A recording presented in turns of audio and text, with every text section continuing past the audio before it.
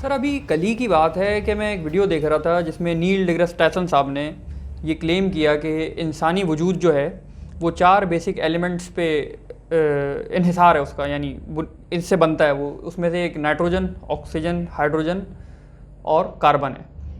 پھر اس نے یہ کہا کہ کائنات کے جو بنیادی ایلیمنٹس ہیں وہ بھی یہی 4 ہیں۔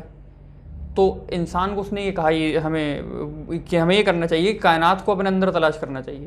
تو ذرا اس پہ روشنی ڈالیے کہ انسان کا اور کائنات کا مزید تعلق کیا ہے آپس میں۔ اس نے یہ تو ایک چیز بتائی ہے اور مزید بھی ہو سکتا ہے۔ نیل ڈیگرس ٹائسن صاحب بہت اچھی گفتگو کرتے ہیں اور بہت اللہ نے ان کو علم بخشا ہے کائنات کے حساب سے، ایسٹرونومیکلی ہی اسپیکس ویری ویل، اور ان کا جو مشاہدہ ہے وہ عام انسان سے انتہائی بلند بھی اور ڈفرینٹ بھی ہے۔ اور انہوں نے صحیح فرمایا کہ انسانی وجود کا جو کیمیکل کمپوزیشن ہے وہ بیس کرتی ہے ان 4 بیسک ایلیمنٹس کے اوپر، oxygen, hydrogen, nitrogen and carbon. اور اگر آپ یونیورس کو اسٹڈی کریں تو اس کے اندر جو کامن ایلیمنٹ، سب سے زیادہ پائے جانے والے بھی ایلیمنٹ پائے جاتے ہیں، وہ بھی یہی 4 ہیں۔ اور پھر انہوں نے اینڈ میں کہا کہ کیا انسان ہی کائنات ہے اور کائنات ہی انسان ہے، اور کیا کائنات ہی خدا ہے؟ بہرحال میں ان کی بات سے پورا ایگری تو نہیں کرتا، میرا ان سے اختلاف ہے کہ تھوڑا سا، لیکن بات انہوں نے بہت تمیز کی کہی۔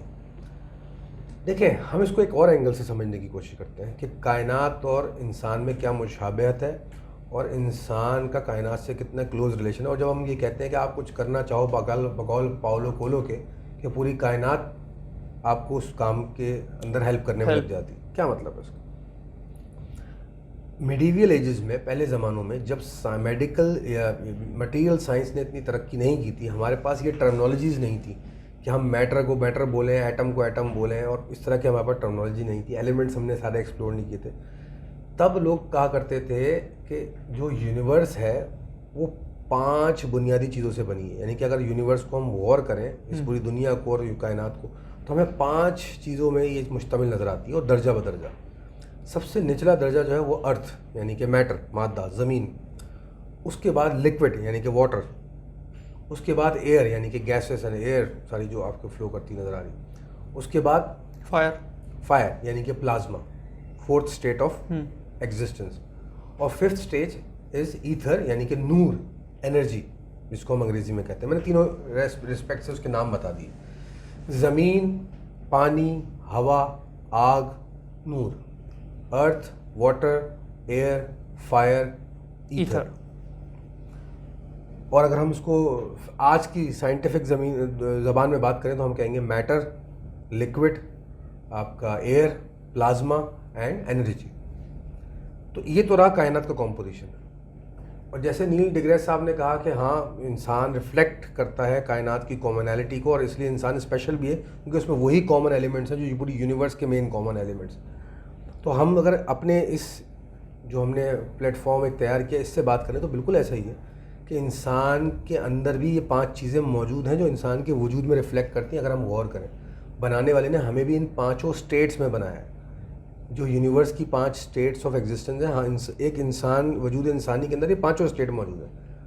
اب کیسے؟ پہلا اسٹیٹ ہم نے کیا بتایا؟ ارتھ یعنی کہ میٹر، آپ کی فزیکل باڈی، آپ کا فلیش، آپ کی بونز، یہ سارا میٹر تو مادہ ہے، مین۔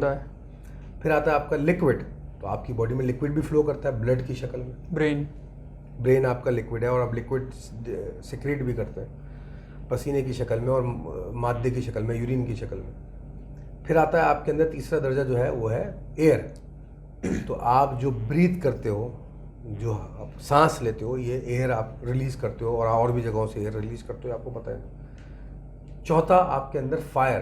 آپ کی باڈی میں سائنس نے آپ کو، میڈیکل سائنس نے بتایا، ہر وقت ایک سرٹن ٹیمپریچر مینٹین کرتی ہے آپ کی باڈی، 38 ڈگریز فahrenheit، جو فرکشن کی وجہ سے، آئی گیس فرکشن کی وجہ سے نہیں، آپ کی باڈی کے اندر جو سیلز ہوتے ہیں وہ فلو کرتے ہیں، جب وہ انرجی کنزیوم کرتے ہیں تو آکسیجن برن کرتے ہیں اور ہیٹ پروڈیوس کرتے ہیں، یعنی ان کی جو موومنٹ ہے اس سے فرکشن ہی ہوتا ہے، جنریٹ وائبریشن سے۔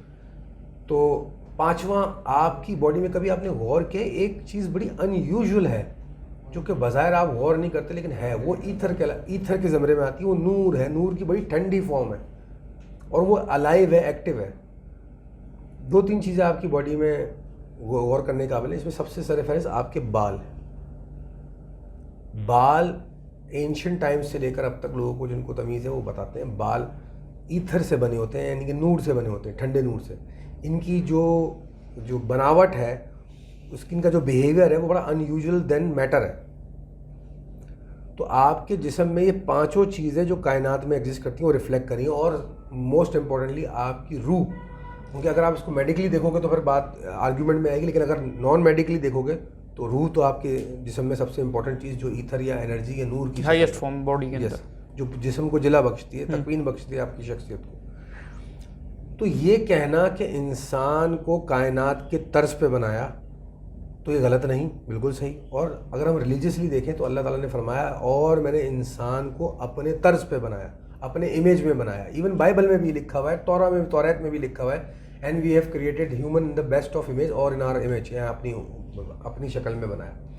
اب گمراہی یہ رہی کہ انسان اس حقیقت کو ریئلائز کرنے کے بجائے کہ میں اتنی زبردست گریٹ چیز ہوں کہ میں اتنی گریٹنیس اچیو کر سکتا ہوں کہ میں گاڈ امیج بن سکتا ہوں. ماضی میں کچھ ایسے لوگ بھی گزرے جنہوں نے گاڈ امیج بننے کے بجائے گاڈ ہونے کا دعویٰ کر دیا, فرعون جیسے فرعون, نمرود وغیرہ.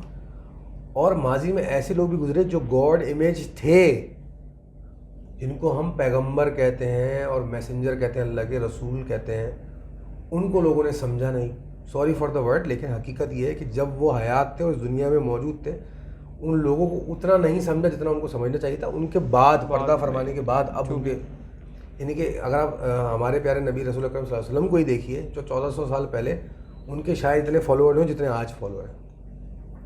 تو یہ المیہ ہے, یہ انسانیت کے لیے اوپر المیہ ہے, اور انسانوں کے لیے بہت فکر کی بات ہے کہ آپ نے کبھی اس گریٹنس کو ایکسپلائٹ اور اچیو نہیں کیا. اور ہم کس میں پھنسے رہے, ہم صرف انڈرسٹینڈنگ میں پھنس رہے ہیں, انٹرپریٹیشن میں پھنس رہے ہیں. تو گاڈ نے, اللہ نے, بنانے والے نے انسان کو اپنے طرز پہ بنایا, اپنی اس کائنات کو بنایا, اور اس کائنات کے طرز پہ پھر انسان کو بنایا. اس میں وہ ساری چیزیں ڈالیں, اور اس میں وہ پوٹینشیل ڈالی, وہ روح ڈالی, وہ قلب ڈالا, جس کو وہ انلائٹن کر کے, پالش کر کے گاڈ لائک یا گاڈ امیج یا جو بھی آپ کہیں بہترین امتی اپنے رسول کا بن سکتا ہے انسان.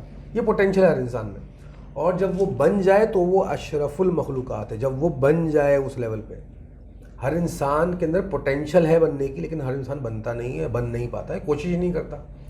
ہمارے یہاں پہ عام فہم بولا جاتا ہے کہ انسان اشرف المخلوقات ہے. انسان اشرف المخلوقات ہے یا اس میں اشرف المخلوقات بننے کی صلاحیت ہے, دو الگ چیزیں ہیں. صلاحیت سب میں ہوتا, ہر کوئی انسان نہیں. یہ اشرف ہوتے ہیں لوگ جو اپنے بیوی بچوں کا قتل کر رہے ہیں, بالکل, یہ تمام مخلوق پر اشرف ہیں, جانوروں سے بدتر ہے. ایسے ایسے لوگ دیکھیں جو جانوروں سے زیادہ برا برتاؤ کر رہے ہوتے ہیں, بیہیویئر ان کا جانوروں سے زیادہ, تو وہ اشرف المخلوقات کیسے ہوئے؟ قرآن میں بھی انہیں کہا ہے کہ بدترین قسم کے جانور, اسفل سافلین, شر الدواب.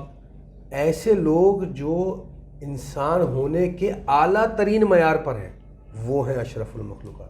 اور وہ لوگ ہیں جن کے بارے میں اللہ نے بھی فرمایا, آپ کے ہمارے پیغمبروں نے بھی ان کے بارے میں بتایا, جن کو ہم مختلف ناموں سے جانتے ہیں, گریٹس, اولیاء اکرام, بہترین مومن, نبی کا بہترین امتی اور بہترین فالوور, یا باشعور انسان, بلند ترین شعور کا انسان, اپنے دور کا حکمت رکھنے والا انسان, اپنے دور کا, آپ کو کتب کہہ لیں, آپ جو بھی کہہ لیں, نام ٹائٹل آپ کچھ بھی دے لیں, میں ایک کانسیپچل انڈرسٹینڈنگ دے رہا ہوں کہ یہ وہ لوگ ہیں جو کائنات کے طرز پر ہیں, جنہوں نے اپنے آپ کو بہترین انسان ثابت کر دیا, اشرف المخلوقات ہو گئے, اعلیٰ ترین شعور پر ہیں, ارتقاء کر چکے ہیں, اور کائنات ان کے دم سے, پھر وہ اسسٹ کرتے ہیں کائنات کو چلانے میں اللہ تعالیٰ کو.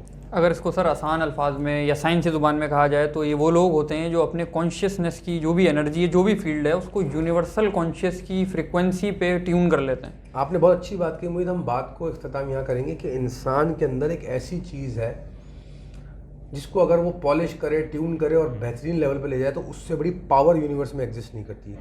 اس کو صوفیہ نے قلب کہا, ویسٹ کے فلسفیوں نے اس کو شعور کہا,